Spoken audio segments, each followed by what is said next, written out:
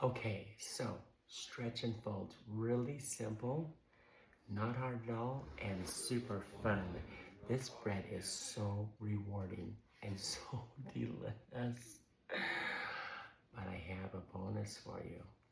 So what I'm going to do is I'm going to wet my left or right hand, and with the wet hand, you're just going to grab the dough from underneath, you're going to pull it up and fold it over.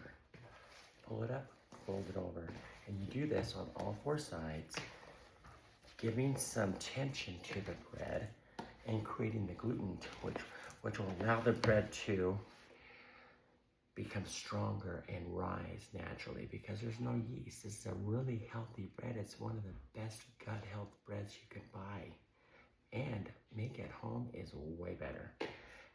So once I've done my 4 stretch and folds, we'll continue to cover this and then reset the timer for an additional 30 minutes and then do this process repeatedly for 3 rotations of stretch and folds. And I'm going to pull this out of the way and quickly rinse my hands and wash them again because I'm OCD about cleaning my hands.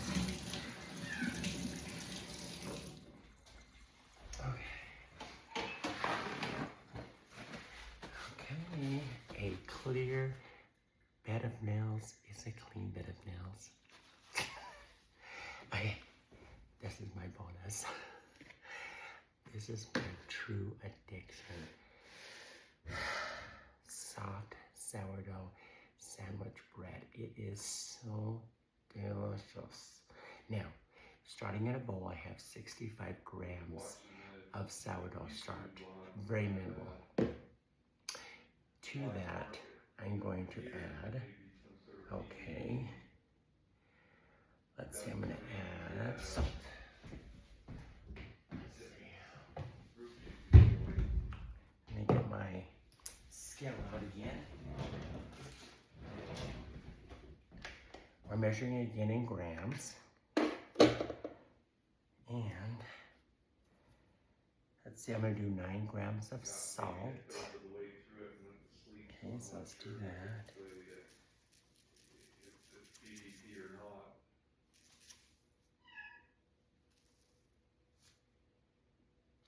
That's probably spot on. Let's do that. And then I'm going to add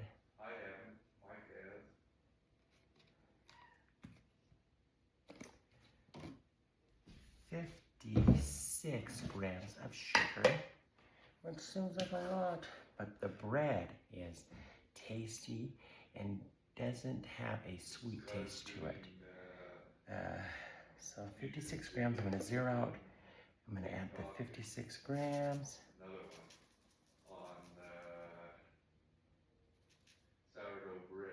There we go. Done skis. And going to add the, let's see, 20 grams of oil. So I'm going to zero out my scale and do 20 grams of oil.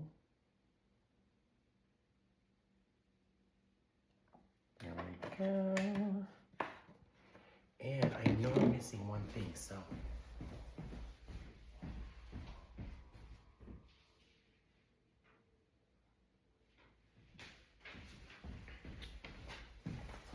I had to cheat and get my cheat sheet. Okay, and then I need 300 grams of water. Let me just do this really quickly.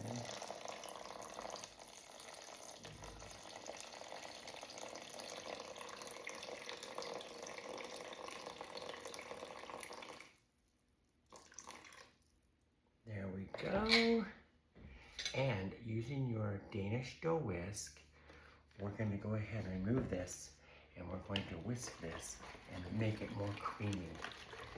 After whisking it for a bit, if you find that it's still got a little bit of lumps in it, you can still utilize this and it's fine. It doesn't have to be perfectly blended. So I get it to a certain point. A lot of people add the oil after the flour's been added. I'll put it all in, incorporate as much as you can. And then, when that's all said and done, just like this, see? Just nice and easy. And then I'm gonna take this, I'm going to add in my 500 grams of flour.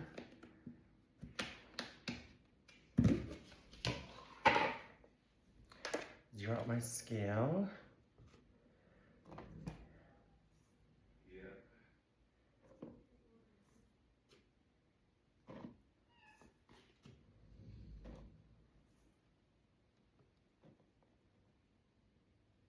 And of course, if you do too much, you just pull some back.